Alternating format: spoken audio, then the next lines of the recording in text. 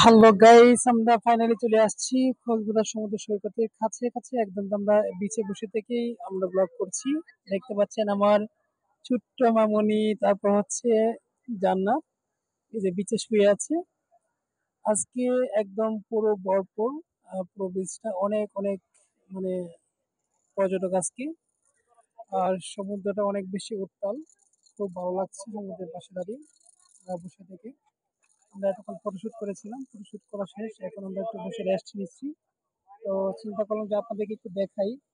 তো এখনো যারা কক্সবাজার আসেননি সবাই চলে আসবেন, কারণ সিজনাল ট্যুরটা অনেক বেশি ভালো লাগে। যদি আপনার সিজন শেষে আসেন ঠিক আছে, আপনাদের সবকিছু সাশ্রয় হবে কিন্তু এই মজাটা পাবেন না। তো একদম পুরো কক্সবাজার এখন জমজমাট, অনেক বেশি ভালো লাগছে। তো দেখতে পাচ্ছেন সমুদ্র অনেক বেশি উত্তাল। আমরা আমাদের চেয়ারগুলো আরো সামনের দিকে ছিল, আমরা পিছিয়ে নিয়ে আসছি, কারণ জোয়ারের পানি জোয়ারের পানি সামনের দিকে এগিয়ে আসছে, তাই চেয়ারের যে মালিকগণ রয়েছে তারা আমাদের চেয়ারগুলো পিছিয়ে দিয়েছে। তো অনেক বেশি ভালো লাগছে সবকিছু। ও জান্নাত আর আমার মেয়ে রিল্যাক্সে শুয়ে আছে। মা, তুমি কি করছো বাবা? বাবা, এই বাবা, আমাকে দেখাও। তো আমি যেহেতু নিজেই ক্যামেরাম্যান, ওই জন্য নিজেকে আর আমি মানে আমার নিজেকে ক্যামেরাতে আসে না, ওই জন্য জান্নাত এখন আমাকে দেখাচ্ছে। হ্যাঁ বাবা, এই যে তোমাকে দেখছি, ওইদিকে দেখো, ওইদিকে দেখো বাবা।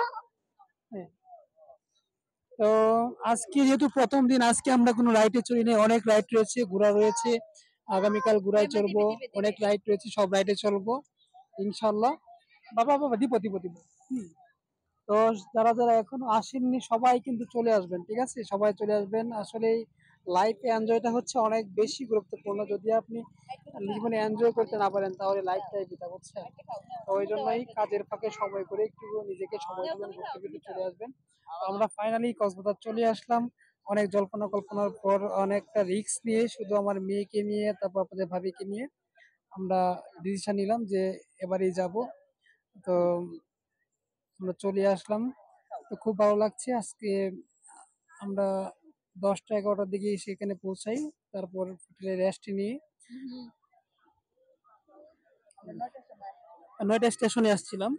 হ্যাঁ, 9টা স্টেশনে আসছি। তারপর আমরা এখানে এসে আমি হোটেল বুক করেছি, আগে থেকে হোটেল বুক করিনি, কারণ এখন যেহেতু অনেক বেশি চাপ, ঠিক আছে? কেমন হোটেল পাবো না পাবো, আসলে ওরা ডিএসএলআর দিয়ে ছবি তুলে হোটেলের পিকগুলো দেখায়, ওই জন্য আমার মানে রুচিতে বাঁধেনি, মানে রুচি হয়নি আর কি। তো আমি এখানে এসে জান্নাতকে নিয়ে দেখি হোটেল বুক করলাম। এটা আমার কাছে খুব বেশি ভালো লেগেছে, যদি একটু কষ্ট হয়েছে কিন্তু এটা খুব ভালো লেগেছে। তো বিশেষ করে আজকে এখানে এই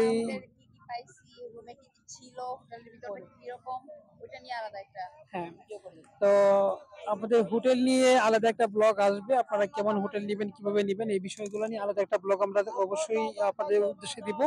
আমরা 5-6 দিন আছি, প্রতিদিনই আমাদের ব্লগ পাবেন। তো আজকে হচ্ছে সমুদ্র সৈকতের,